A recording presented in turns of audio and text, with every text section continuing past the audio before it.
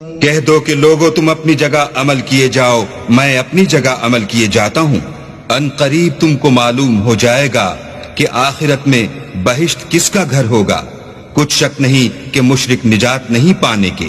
اور یہ لوگ اللہ ہی کی پیدا کی ہوئی چیزوں یعنی کھیتی اور چوپایوں میں اللہ کا بھی ایک حصہ مقرر کرتے ہیں، اور اپنے خیال باطل سے کہتے ہیں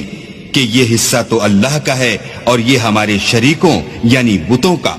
تو جو حصہ ان کے شریکوں کا ہوتا ہے وہ تو اللہ کی طرف نہیں جا سکتا، اور جو حصہ اللہ کا ہوتا ہے وہ ان کے شریکوں کی طرف جا سکتا ہے۔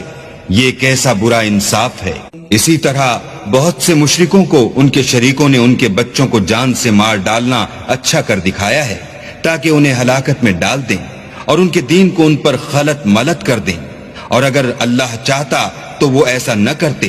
تو ان کو چھوڑ دو کہ وہ جانے اور ان کا جھوٹ، اور اپنے خیال سے یہ بھی کہتے ہیں کہ یہ چار پائے اور کھیتی منع ہے، اسے اس شخص کے سوا جسے ہم چاہیں کوئی نہ کھائے، اور بعض چار پائے ایسے ہیں کہ ان کی پیٹھ پر چڑھنا منع کر دیا گیا ہے، اور بعض مویشی ایسے ہیں جن پر ذبح کرتے وقت اللہ کا نام نہیں لیتے، سب اللہ پر جھوٹ ہے، وہ ان قریب ان کو ان کے جھوٹ کا بدلہ دے گا۔ کہہ دو کہ لوگو تم اپنی جگہ عمل کیے جاؤ، میں اپنی جگہ عمل کیے جاتا ہوں۔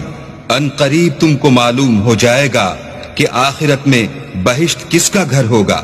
کچھ شک نہیں کہ مشرک نجات نہیں پانے کے، اور یہ لوگ اللہ ہی کی پیدا کی ہوئی چیزوں یعنی کھیتی اور چوپایوں میں اللہ کا بھی ایک حصہ مقرر کرتے ہیں، اور اپنے خیال باطل سے کہتے ہیں کہ یہ حصہ تو اللہ کا ہے اور یہ ہمارے شریکوں یعنی بتوں کا۔ تو جو حصہ ان کے شریکوں کا ہوتا ہے وہ تو اللہ کی طرف نہیں جا سکتا، اور جو حصہ اللہ کا ہوتا ہے وہ ان کے شریکوں کی طرف جا سکتا ہے۔ یہ کیسا برا انصاف ہے۔ اسی طرح بہت سے مشرکوں کو ان کے شریکوں نے ان کے بچوں کو جان سے مار ڈالنا اچھا کر دکھایا ہے تاکہ انہیں ہلاکت میں ڈال دیں اور ان کے دین کو ان پر خلط ملط کر دیں، اور اگر اللہ چاہتا تو وہ ایسا نہ کرتے۔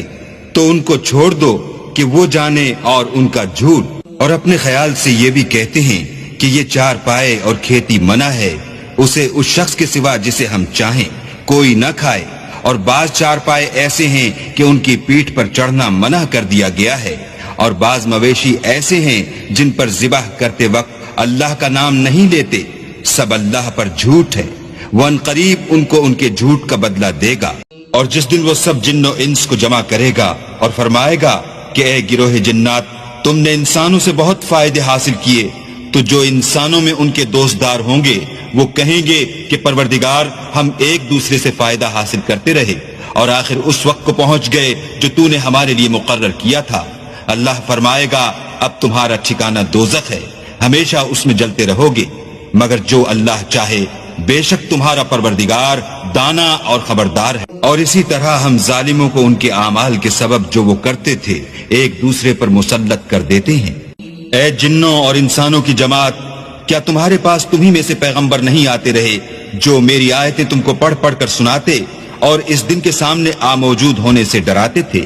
وہ کہیں گے کہ پروردگار ہمیں اپنے گناہوں کا اقرار ہے، ان لوگوں کو دنیا کی زندگی نے دھوکے میں ڈال رکھا تھا اور اب خود اپنے اوپر گواہی دی کہ کفر کرتے تھے۔ جن لوگوں نے اللہ کے روبرو کھڑے ہونے کو جھوٹ سمجھا وہ گھاٹے میں آ گئے، یہاں تک کہ جب ان پر قیامت ناگہاں موجود ہوگی تو بول اٹھیں گے کہ ہائے اس تقصیر پر افسوس ہے جو ہم نے قیامت کے بارے میں کی، اور وہ اپنے اعمال کے بوجھ اپنی پیٹھوں پر اٹھائے ہوئے ہوں گے۔